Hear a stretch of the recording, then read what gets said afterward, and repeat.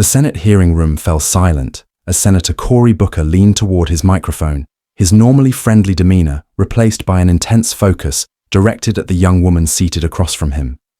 Caroline Levit, the 27-year-old White House press secretary, sat composed in her navy blue suit, hands folded calmly on the table despite the tension filling the chamber. "Miss Levit," Booker began, his voice carrying the gravitas of his years as a senator and former presidential candidate. "You've made numerous claims about the administration's border policy that simply don't align with the data.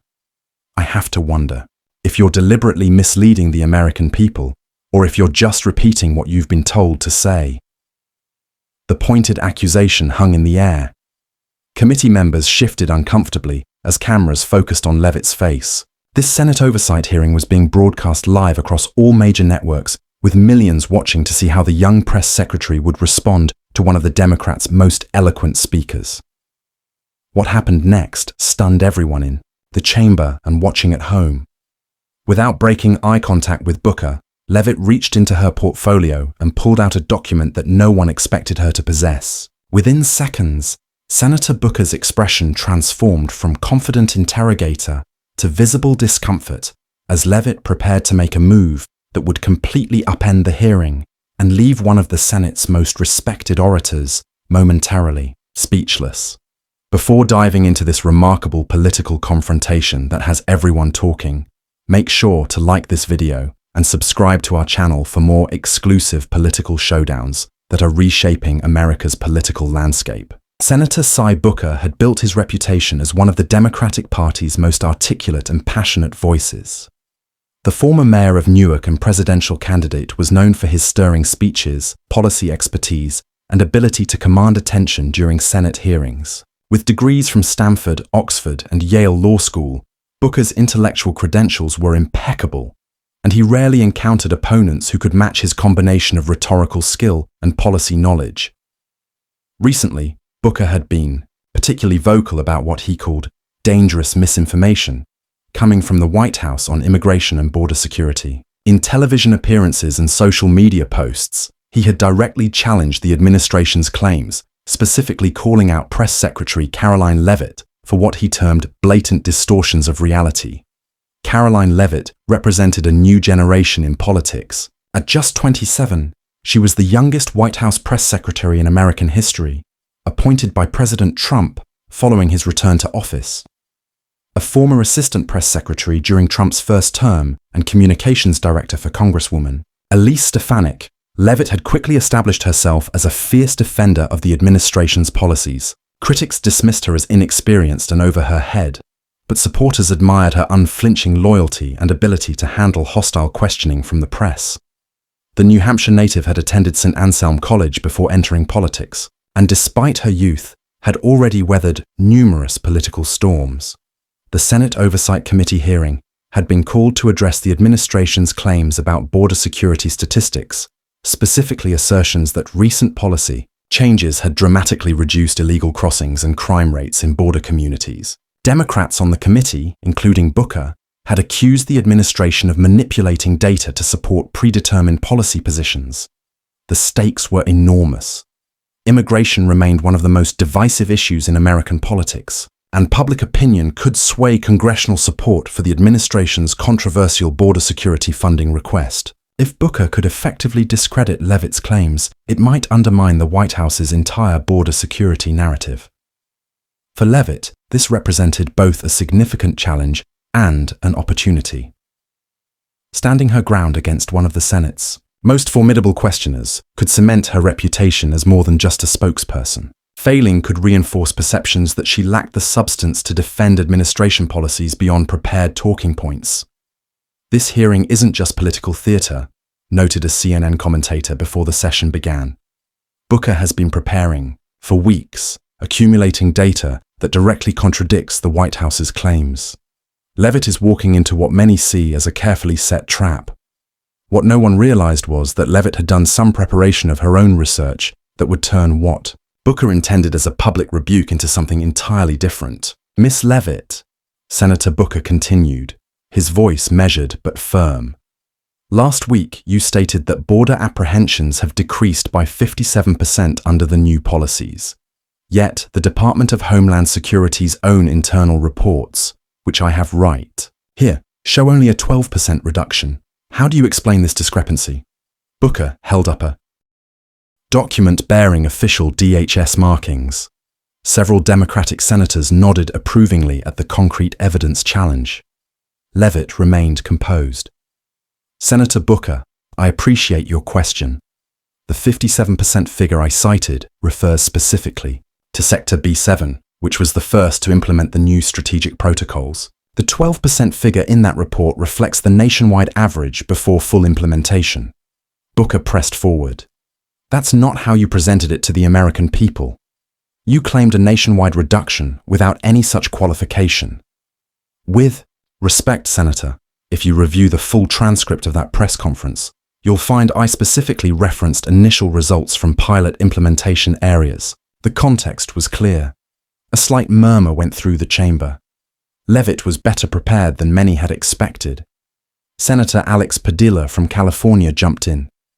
Miss Levit, even accepting your clarification, independent analyses from 3 university research centers contradict even the 12% figure. Are you familiar with the Stanford Border Policy Initiative report? I am. Senator Levit replied without hesitation. That report was based on preliminary data from January.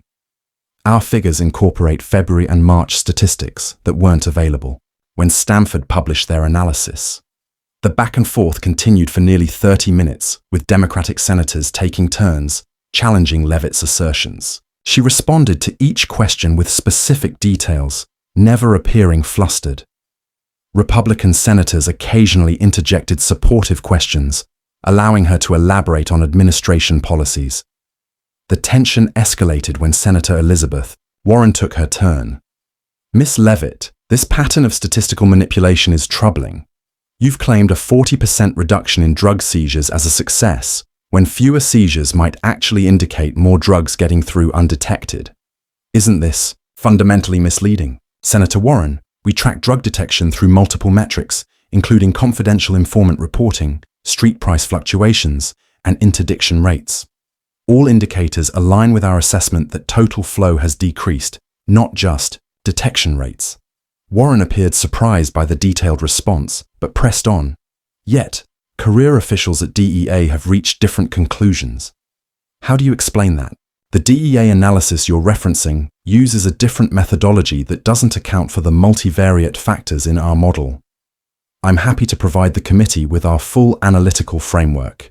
The exchange continued with increasing intensity. Senator Rafael Warro questioned the administration's claims about humanitarian conditions at processing centers.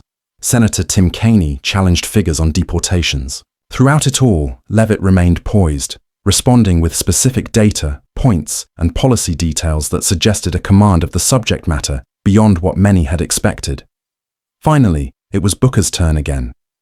The senator from New Jersey had been watching intently, occasionally making notes. As one of the committee's most skilled questioners, he had clearly been saving his most pointed challenge for this moment.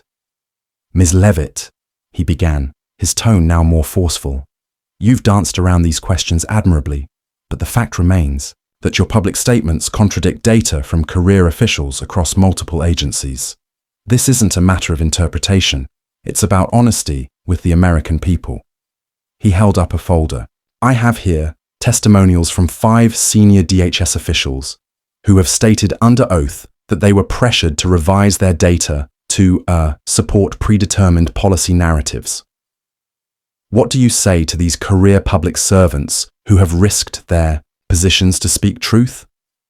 A hush fell over the hearing room. This was the moment many had been waiting for. Direct testimony contradicting Levit's claims. Several Democratic senators leaned forward expectantly. Levit took a sip of water, her expression revealing nothing as she opened her portfolio. Senator Booker, I'm familiar with those testimonials. I anticipated you might raise them today. She removed a document from her folder. What I have here may provide some important context regarding those claims. Senator Booker, Levit said, her voice steady as she held up the document. What I have here is a series of email exchanges between your office and those 5 DHS officials from the 2 weeks preceding their testimonials. Booker's expression flickered. Momentarily. These communications, which we obtained through a formal records request, show that your staff provided specific language for their testimonials and suggested quite explicitly how data should be characterized to support a predetermined narrative. The BRI chamber erupted in murmurs. Republican committee members sat up straighter. "That's a serious allegation, Miss Levit," said Senator Tom Tillis, a Republican from North Carolina. "Do you have those emails with you?" "I do," Senator Levit replied, withdrawing a thicker folder. "I've prepared copies for all committee members. You'll find highlighted passages where Senator Booker's chief legislative aide writes, and I quote, 'The language about data manipulation needs to be stronger to make the necessary impact during hearings.'" Light began distributing the documents through a committee aide. Booker's face remained composed, but those watching closely could see the tension in his jaw. Additionally, Levit continued, "You'll find a text message exchange between Senator Booker himself and Regional Director Hayes, where the senator writes, 'Your testimony needs to focus on policy disagreements framed as data manipulation. That's what will get media traction.'" The room had gone completely silent. Several senators were rapidly scanning the documents they'd just received. "Wait just a minute," Booker interjected, finding his voice. "You're grossly mischaracterizing standard communications with whistleblowers who approached my office with concerns." "With respect, Senator," Levit cut in firmly. "The timestamps and full message chains clearly show your office-initiated contact with these officials, not the other way around. And the language clearly shows coaching on how to frame their experiences, not simply responding to concerns they raised." She turned to address the committee chairman directly. "Mr. Chairman, I've also included documentation of meetings between these officials and 3 media outlets that occurred before they filed their formal whistleblower claims. Meetings coordinated by Senator Booker's communications director. Senator Chuck Grassley, the senior Republican on the committee, adjusted his glasses as he reviewed the documents. These appear to be authentic communications. Senator Booker, would you care to respond to this information?" Booker, known for his eloquence, even in difficult moments, gathered himself. "These selective communications are being presented entirely without context. My office regularly communicates with concerned government officials. That's part of our oversight function." "Senator," Levit responded, her tone respectful but firm. "Page 7 contains the full context of these exchanges. These weren't concerned whistleblowers seeking help. These were officials with partisan affiliations who were approached specifically because, as your aide wrote, they could be convinced to provide the narrative we need." Senator Josh Hawley from Missouri interjected. "Miss Levit, are you suggesting these testimonials were politically coordinated rather than genuine whistleblower complaints?" "The evidence speaks for itself," Senator Levit replied. "I'm simply providing context for claims that were presented as independent testimonials, but appear to have been carefully orchestrated." She then delivered her most devastating point. Most concerning. On page 12, you'll find evidence that 2 of these officials received promises of future employment in exchange for their cooperation. This raises serious ethical and potentially legal questions. The revelation landed like a bombshell. Several journalists rushed from the room, presumably to file breaking stories. Booker, recognizing the severity of the moment, attempted to regain control.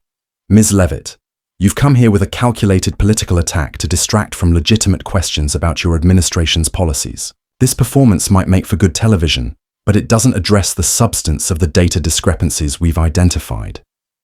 Levit didn't take the bait.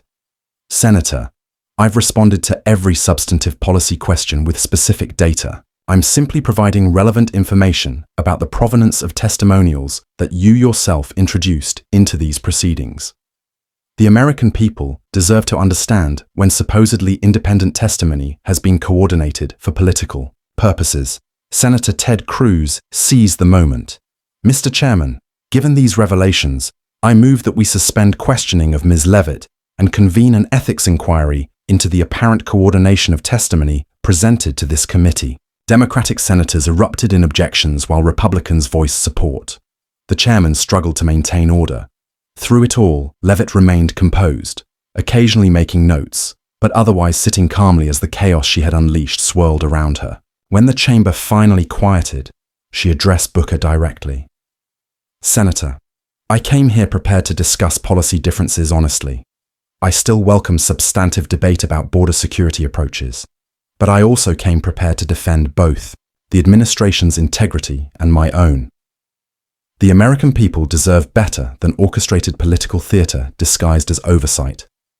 The statement, delivered without anger but with clear resolve, left Booker momentarily without response. Rare occurrence for the typically quick-witted senator. Senator Marsha Blackburn from Tennessee seized the opening. "Miss Levit, while my Democratic colleagues gather themselves, perhaps you could elaborate on the actual border security data your office has compiled." Levit nodded. "Thank you, Senator. I've prepared a comprehensive data presentation that directly addresses the questions raised today with full sourcing and methodological transparency." As she began presenting detailed statistics, many observers noted the remarkable role reversal that had occurred. What had been planned as Booker's cross-examination of Levit had transformed into her methodical dismantling of the credibility of his central evidence. By the time the chairman called a recess, the political dynamics had completely shifted. Reporters surrounded Levit as she left the chamber, while Booker huddled urgently with staff, examining the documents that had so dramatically changed the hearing's trajectory. What had begun as an effort to challenge a young press secretary's credibility had become a potential ethics crisis for one of the Senate's most prominent members, all because Levit had come armed with evidence no one expected her to possess. The aftermath of the Senate hearing exploded across all media platforms within hours. Levit's Booker began trending nationwide with clips of the exchange generating millions of views. Political analysts from across the spectrum struggled to make sense of what they had just witnessed. CNN's chief political correspondent appeared visibly stunned during a special report. "What we saw today was extraordinary by any standard." Senator Booker, one of the Democratic Party's most effective communicators, found himself on the defensive as Press Secretary Levit not only parried his policy challenges, but effectively turned the tables with evidence suggesting political coordination of whistleblower testimony. Fox News was more direct. "Booker ambushed. Levit exposes alleged witness tampering," read their headline as commentators praised the young press secretary's preparation and poise under pressure. MSNBC attempted to frame the exchange differently. Levit deflection strategy raises new questions. About border data, though, even their analysts acknowledged the significant impact of the revealed communications. The Washington Post published an analysis within hours. The Levit counterpunch: how the White House press secretary rewrote the congressional hearing playbook. The article noted that regardless of one's political alignment, the tactical sophistication displayed by Levit coming prepared not just with defensive data, but with offensive evidence represents a potential sea change in how administration officials approach hostile congressional questioning. Social media exploded with reactions. Conservatives celebrated what they viewed as overdue pushback against congressional gotcha hearings. Liberals expressed concern about the implications for oversight efforts. Both sides recognized that something remarkable had occurred in that hearing room. By evening, detailed examinations of the documents Levit had presented began circulating. Fact-checkers confirmed the authenticity of the emails and text messages. Though context and interpretation remained hotly contested, Senator Booker's office released a statement characterizing the communications as standard practice in working with concerned government officials and deliberately mischaracterized for political effect. The White House moved quickly to capitalize on the moment. Press releases highlighted Levit's fact-based defense of administration policies and exposure of political theater masquerading as oversight. President Trump posted on social media, "Proud of Caroline Levit for standing up to Booker's witch hunt with facts. This is why I picked her." Meanwhile, Senate Democrats held an emergency caucus meeting. Sources who spoke anonymously described serious concerns about the potential ethics implications and frustration that Booker's office hadn't anticipated the counter-evidence. Republicans on the Ethics Committee publicly discussed opening an inquiry into the coordination of testimony. The next morning's headlines reflected the continuing shockwaves. New York Times, White House press secretary turns tables in dramatic congressional testimony. Wall Street Journal Levit-Booker exchange raises questions about witness coordination. Washington Post Senate Oversight hearing becomes referendum on oversight process itself. Caroline Levitt appeared on Fox and Friends the following morning where she maintained her measured tone. I came to that hearing prepared to discuss substantive policy issues and defend the administration's approach to border security with facts. I also came prepared to ensure the American people understood the full context of claims being made against us. When asked if she had deliberately set a trap for Senator Booker, Levit was diplomatic. I simply did my homework. In today's political environment, you have to anticipate that hearings are often more about political theater than genuine oversight. My responsibility was to ensure the American people received the full picture. Senator Booker notably canceled a scheduled appearance on Meet the Press, citing scheduling conflicts.